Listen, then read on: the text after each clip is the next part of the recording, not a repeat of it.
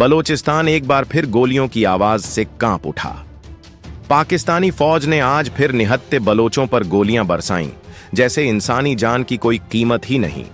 सड़कों पर खून बहा, मासूमों की चीखें उठीं, लेकिन सत्ता के नशे में चूर फौज को कोई फर्क नहीं पड़ा।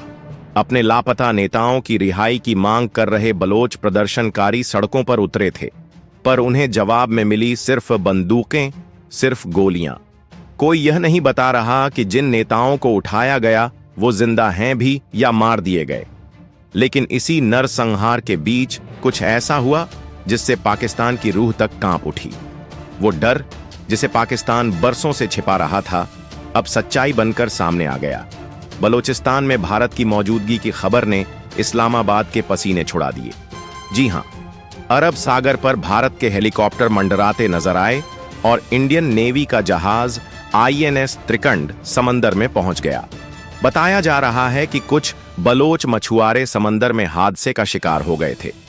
पाकिस्तान से कोई मदद नहीं आई, लेकिन भारत से आई मदद की पुकार सुनकर त्रिकंड मौके पर पहुंचा।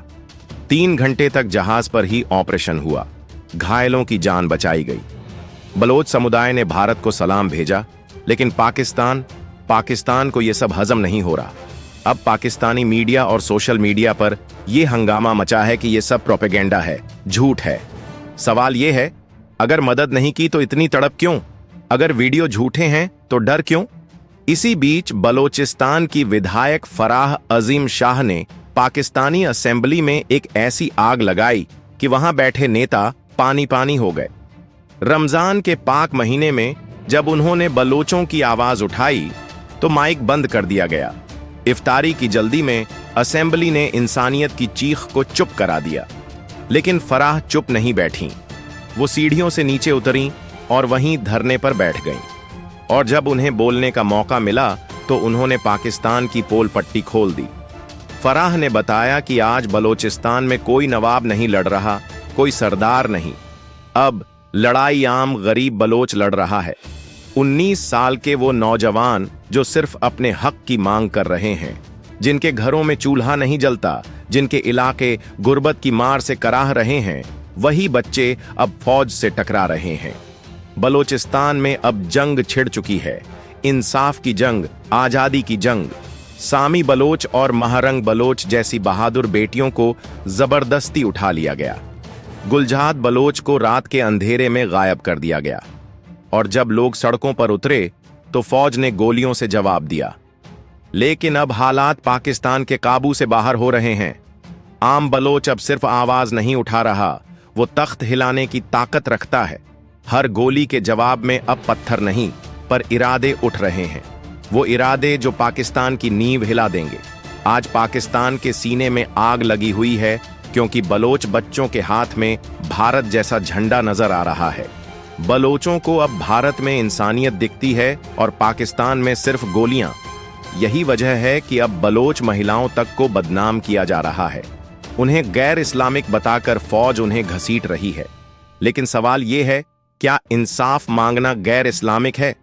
बलोच नेता, बलोच औरतें, यहां तक कि बच्चे भी अब सड़कों पर हैं। पाकिस्तान को डर है कि कहीं 1771 वाला इतिहास दोबारा न दोहराया जाए, और शायद इसी डर की वजह से वो अब अपनी मीडिया से झूठ बुलवा रहा है। लेकिन अब बहुत देर हो चुकी है। बलोचिस्तान की सड़कों से अब आवाज नहीं, क्रांति उठ रही है। हर गोली, हर जुल्म पाकिस्तान को उसी मोड़ पर ला रही है जहां से वापसी मुश्किल है। बलोचिस्तान अब आजादी से कम पर राज्य नहीं। और याद रखिए, जब आवाजें दबाई जाती हैं तब क्रांतियां जन्म लेती हैं, और बलोचिस्तान अब क्रांति के दौर में है। पाकिस्तान से ऐसी खबर निकल कर आ रही है, ऐसी खबर जो न सिर्फ कश्मीर की फिजाओं में हलचल मचा रही है, बल्कि दिल्ली से लेकर इस्लामाबाद तक हर सियासी गलियारे में सनसनी फैला चुकी है। जी हां दोस्तों, इस बार कश्मीर का मुद्दा एक बार फिर पूरे जोश और जुनून के साथ सुर्खियों में है। लेकिन ये कोई पुरानी बहस नहीं, ये है नए तेवरों की नई आग। विदेश मंत्री एस जयशंकर ने ब्रिटेन में एक इंटरनेशनल प्रोग्राम के दौरान ऐसा बयान दे दिया जिसने पाकिस्तान की जमीन हिला दी। जब एक पाकिस्तानी पत्रकार ने बदतमीजी भरे लहजे में पूछा कि भारत ने कश्मीर पर कब्जा कर रखा है, तो जयशंकर मुस्कुराए। और फिर बोला कुछ ऐसा कि पाकिस्तान के होश उड़ गए।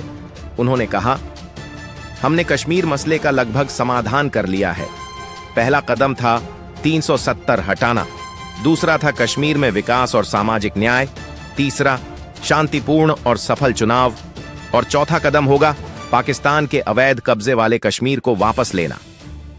जी हां, विदेश मंत्री ने साफ शब्दों में कहा, अब अगला टारगेट है पीओके।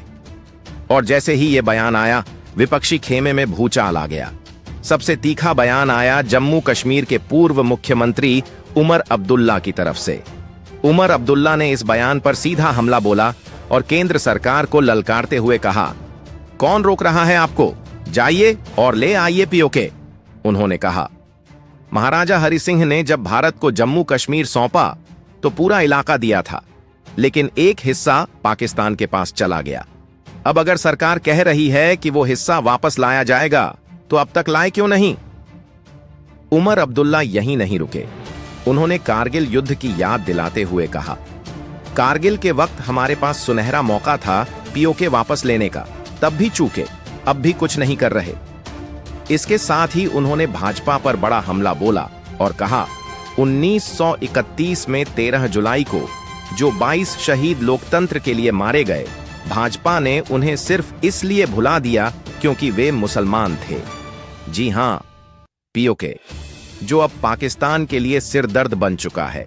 4 सालों से वहां की जनता अंदर ही अंदर उबल रही थी, लेकिन अब वो गुस्सा लावा बनकर फट चुका है। अब वहां की अवाम ने पाकिस्तान की सरकार और सेना को खुली चुनौती दे दी है। मुजफ्फराबाद से बगावत की गूंज सुनाई दे रही है। पीओके की अवामी एक्शन कमेटी, जो अब वहां की सबसे बड़ी जन आंदोलन की ताकत बन चुकी है, उसने ऐलान कर दिया है कि अब आतंकवाद को पीओके की जमीन पर बर्दाश्त नहीं किया जाएगा। आतंकियों के जनाजे पर रोक लगा दी गई है। मारे गए आतंकियों को अब पीओके की धरती में दफनाने की भी इजाजत नहीं दी जाएगी। यहां तक कि आतंकी संगठनों के किसी भी तरह के आयोजनों पर भी पूरी तरह पाबंदी लग चुकी है। और ये आवाज पाकिस्तान की सेना और आईएसआई के लिए एक बहुत बड़ा झटका है, क्योंकि आज तक वो पीओके को अपनी प्रॉक्सी वॉर की प्रयोगशाला की तरह इस्तेमाल करते आए थे। यहां के नौजवानों को बरगलाकर आतंकवाद की आग में झोंकते रहे, लेकिन अब खुद अवाम ने उठाया है शांति और आत्मसम्मान का झंडा। अवामी एक्शन कमेटी वही संगठन है जिसने पहले भी पाकिस्तान सरकार को गेहूं और बिजली के मुद्दे पर घुटने टेकने पर मजबूर किया था, और आज वही संगठन इस्लामाबाद को बता रहा है, अब और नहीं सहेंगे जुल्म, अब हमारी जमीन पर आतंक नहीं चलेगा। अब सवाल यह है, क्या यह बगावत सिर्फ शुरुआत है? क्या जल्द ही पाकिस्तान के कब्जे वाला कश्मीर अपने असली घर यानी भारत की गोद में वापस आने वाला है? और क्या भारत सरकार इस मौके को भुना पाएगी, या फिर एक बार फिर यह मौका हाथ से निकल जाएगा? यह सवाल अब सिर्फ उमर अब्दुल्ला का नहीं, यह सवाल अब पूरे देश का है। क्या दिल्ली तैयार है उस ऐतिहासिक कदम के लिए? क्या तिरंगा फिर से गूंजेगा मुजफ्फराबाद की वादियों में? क्योंकि अब वक्त आ गया है पाकिस्तान के झूठे नक्शे को फाड़कर इतिहास को दोहराने का।